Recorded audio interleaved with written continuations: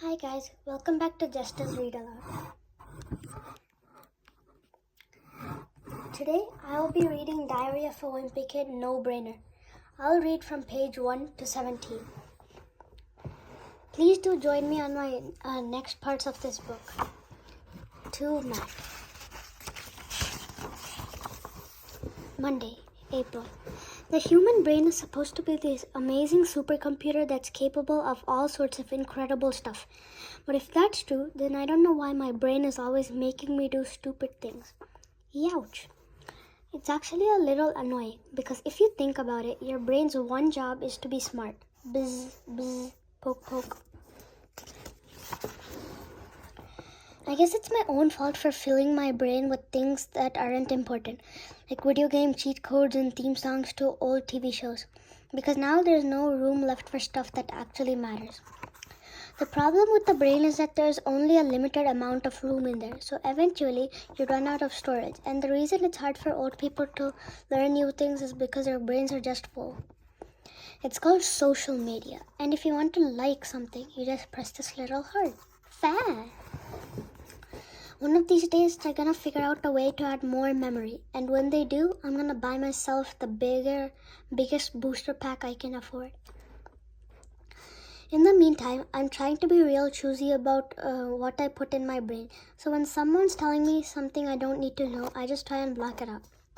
So then Miss O'Malley says she wasn't the one who called me a liar, so I asked her why she was talking to Miss Ferguson behind my back. La la la, I can't hear you. Munch munch. Roderick's wearing headphones and eating cereal, I guess. When you're a kid, the thing that you use your brain for the most is school, and a lot of your brain power goes to memorizing useless stuff, like the names of vice president and the words to preschool songs. If you're happy and you know it and you really want to show it. One thing that's really inconvenient is that your brain is inside your head, so you have to take it everywhere you go. But if they ever figure out a way to deal with that issue, then school is going to be a whole different thing. I think it would be great if your brain could be at school learning while you're off doing things you actually enjoy, like playing laser tag with your friends or hanging out at the arcade. Then you could pick up your brain at the end of the day and get all caught up. So what did you learn at school today? Nothing. For now, I guess we're stuck with the current situation where your body and your brain need to be in the same place. And if you're a kid, that means you've got to spend a big chunk of your time at school. My problem with that is how long the school day is. You're there for 7 hours, but you probably only spend 20 minutes a day on actual learning. And that's because most of your time is spent on stuff that doesn't have anything to do with education. Today in 5th period, we spent 0 time learning about history because a bee got loose in the classroom, and that pretty much killed the chance of anything productive happening. Bzz, patoo. I wish everyone would stop fooling around and just get down to the business when school starts. Because that way we could get the learning part over with and be out of there before lunchtime. But I think they like to stretch things out and keep you there for as long as possible. The whole reason school was invented in the first place is because back in olden time, kids were causing too many problems at home while their parents were at work. He's throwing flame axes. He's shooting arrows, and she's riding on a cat. So they created this whole system with textbooks and locker and algebra and phys ed just to keep kids out of trouble for a few hours every day. You're in school from the time you're 4 until you're at least 18. And after you're done with your education, you have to get a job and work until you reach old age. So by the time you're through with all that, you're too tired to do anything fun. If they really wanted to, they could probably teach you everything you actually need to know by the time you're 5 or 6. But I guess parents don't want to have to compete with their kids for good paying jobs. Congrats, grads. So they teach you a little bit at a time so you don't get too smart too quick. And sometimes they teach you stuff you can't even use. That's what's happening at my school lately. I just took 3 months of Latin with a teacher named Mr. Layton, and it was my favorite class. but it turns out he didn't know Latin at all. He was teaching us nonsense the whole time. Escorto sonomasco in so Gregorio.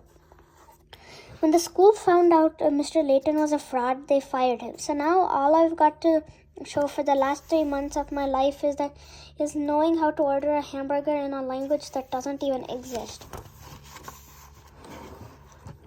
Mr. Layton isn't the only one teaching us stuff we can't really use.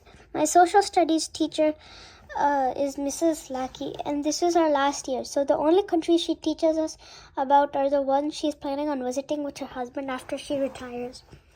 And for our last homework assignment, she had us research which cruise ships have the best meal plans. Some of our teachers don't even bother trying to teach us anything at all. Miss Pritchard is supposed to be teaching us geometry, but she uses her new smart board for stuff like helping her pick out which breed of puppy to get. A few of the teachers are doing their best, but us kids don't always make it easy for them. Mr. Rask tried teaching science the regular way for half the year, but nobody seemed interested. So he switched to teaching about gross stuff, and even though it makes science a lot more interesting, I don't think any of the information we are learning right now is going to help us get into a good college later on. Science behind farts. I wish I didn't know half the stuff I learned in Mr. Rask's class, because ever since we watched a video about the microscopic parasites living on our skin, I can't stop itching. Itch, scratch, scratch. We don't even have an algebra teacher anymore. Miss Kwan went on maternity leave back in October, and they never found a long-term sub to fill in with for her. So during fourth period, they just stick us in a computer lab and have us go on this math game website, which is sponsored by a candy company. Gobsmashers Math. How many more fruity medley gobsmashers can fit in Billy's mouth before he busts?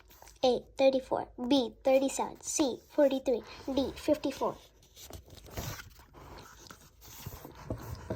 Now everyone in my grade needs candy to do math, and when we took a standardized test last month, a bunch of kids brought packs of jelly beans and bubblegum to help them count. Choo choo, 43, 44, 45, shake shake. I probably would have done a lot better on the test if I wasn't sitting behind a kid who went through an entire jar of gobsmashers. Crunch. It wasn't just the math section that was hard though. The reading section had a bunch of essays, and the science section had questions about stuff we never covered in class, and there wasn't a single question about farts or burps. So when our school's test results came back, it wasn't a surprise that our scores were the lowest in the state. In fact, our scores were so bad it made the news. Middle school's performance nosedives. A lot of parents were pretty upset, including mine, and I guess the superintendent was under pressure to make big changes because he fired our principal, Miss Mancy, and asked the old principal, Mr. Bottoms, to come out of retirement. I'm actually surprised Mr. Bottoms agreed to come back because the way my older brother Roderick described it when Mr. Bottoms retired a few years ago, he went out with a bang. Woo-hoo! But I'm rooting for him to turn things around because based on my education so far, the only job I'm gonna be qualified for is a cruddy middle school Latin teacher. I'm Buragro. Okay, I'll start reading from page 17 next time on Diary of a Wimpy Kid Read Aloud. Thank you for joining Jeshta's Read Aloud for the Diary of a Wimpy Kid Read Aloud. See you next time on the Read Aloud. Bye!